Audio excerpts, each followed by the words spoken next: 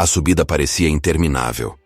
Os degraus de pedra bruta, esculpidos na fundação de Mercúrio, vibravam com o calor residual da batalha titânica que deixaram para trás. Ikki, Shun e Shiryu corriam em silêncio, o som de suas botas metálicas ecoando como batidas de um coração acelerado na escuridão da escadaria.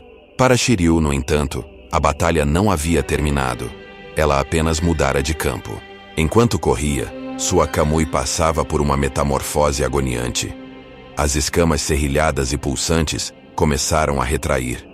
O brilho marrom e sangrento de Tifão foi lentamente substituído pelo verde esmeralda e o vermelho carmesim. Mas não foi um alívio. Foi uma contenção. Você me usou. Sussurrou a voz de Tifão nas profundezas da mente do mestre do santuário. Era um som de vendaval e fúria, arranhando as paredes de sua consciência. Você abriu a porta, cavaleiro. Não pense que pode fechá-la sem prender os dedos. Shiryu trincou os dentes, o suor escorrendo pela testa não apenas pelo esforço físico, mas pela concentração mental absoluta. Ele se lembrou dos ensinamentos de Nêmesis. O controle não era sobre silenciar o monstro, mas sobre segurar a coleira com a tensão exata. Se ele puxasse demais, a corda arrebentava.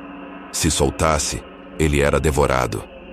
A Kamui finalmente estabilizou, voltando à sua forma divina majestosa, mas Shiryu sentia o peso residual em sua alma. Ele carregava agora uma tempestade no peito. Estamos chegando, alertou Ikki olhando para cima. A luz laranja da forja começava a vazar pelo final do túnel. Mas tem algo errado. O calor mudou. A umidade, disse Shun. O ar está molhado? Mas estamos no núcleo de lava de um planeta. Os 3 cavaleiros saltaram para o nível principal, esperando encontrar Athena, Julian e Artemis em segurança. Ou talvez diante das armas derretidas. Mas o que viram fez com que o tempo parasse. A forja não era mais apenas um inferno de fogo industrial. O vasto salão havia se tornado um campo de batalha de elementos opostos. Mas o que chocou o trio não foi o inimigo, foi quem estava bloqueando o avanço dele. Entre a luz solar devastadora e o restante do grupo, erguia-se uma barreira feita não de cosmo, mas de água. Um oceano suspenso no ar, fervendo e evaporando, mas recusando-se a ceder. A figura que controlava as águas virou o rosto levemente. Não havia o olhar gentil de Julian Solo ali. Havia apenas a majestade fria e implacável de um imperador que não aceita ordens.